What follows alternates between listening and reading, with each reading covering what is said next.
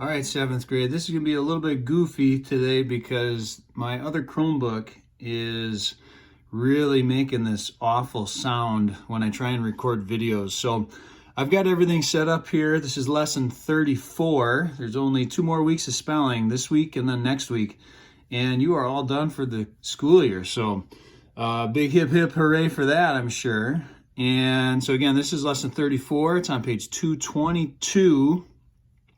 So let's get there. All the words are based off of the prefix com. You'll see that down at the bottom of page 222. And on this screen, prefix of com has the feeling of with or together, right? Or in association, it says. On your page at the bottom of 222, it says meaning together or with, and then it can take on different forms. The M can stay, or the M can drop, or the M can actually turn into an L or an R. So you see words with a C-O, C-O-L, C-O-R, and then the C-O-M. All right? Com, the prefix, together or with. You can cross off on 222. You do not have to do that page. And then looking at 223, nothing to point out for you there. But if you go to 224, look at number 14. I'll give you a hint on number 14. It starts with a C-O-L for number 14. 225, paragraph is straight up, and then let's look on page 226, all right? Once we're done looking at the new words, the tough words for this week, I'll give you a couple of hints because there's some tricky ones on that page. So here we go. First word there that I want to point out is to corrode. You see these pictures here? Corrode is just a fancy word for rust. That's it, to corrode. Next one is collateral. And if you see on this screen, it says something pledged as security for repayment of a loan. So like if you take out a loan with somebody, they need to make sure that you're able to pay. So up front, it might just be cash, but they might make you sign a contract saying you would actually give them your vehicle, or you might actually give them some investment funds that you have, just in case there's not enough in your bank account. So this is serious stuff. And you see over here on the right side, maybe you pledge your car or your truck. Maybe you own another property and you say, you know what, if this deal goes bad, I sign the contract that says you can own this piece of property that I own now. Could be something smaller, I should say, like jewelry. It says machinery. This one here says some cash accounts, right? Okay, so collateral.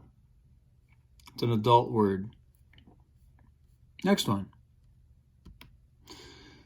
Commissioner. Maybe many of you know this. Commissioner is like the person in charge. This person right here is Roger Goodell, and he is the current commissioner of the NFL. And I chose him because the draft was just this past week. And this picture right here, especially for you guys who like the NFL, one of the fun things that they do at the draft is they always boo the commissioner right when he comes out. And he just plays it up. They have a little fun with that. So the commissioner, person in charge. A police force often has a commissioner. Next one is commemorate, it's second column. You see the word memory in there, like memorable. So this picture, obviously from like Memorial Day or maybe 4th of July, but especially Memorial Day. What are they doing to commemorate the day? Special things that are done to help remember. Next one there is the bottom of the second column, commodity. That's probably a new word for many of you. A raw material or primary basic agricultural product that can be bought and sold. That's one definition. The one that is a little bit better is something that is useful or valuable. It's a commodity. such as water or time. So it's the basic things. You might see the word common in there. Change that D to an N, a commodity. Common things. You see the picture of the oil right there, right? That is a commodity. We have to have it for gas and petroleum. Third column, first word, collaborate. A lot of pictures here for many people's hands and ideas fitting together like in a puzzle. You see this right here. They're collaborating. They're working together. Another word that is similar to collaborate is to corroborate, but it's not like people's ideas corroborating. This is like in a court, a type of term you would use in court, to confirm or give support to verify, right? To authenticate, to validate, to certify.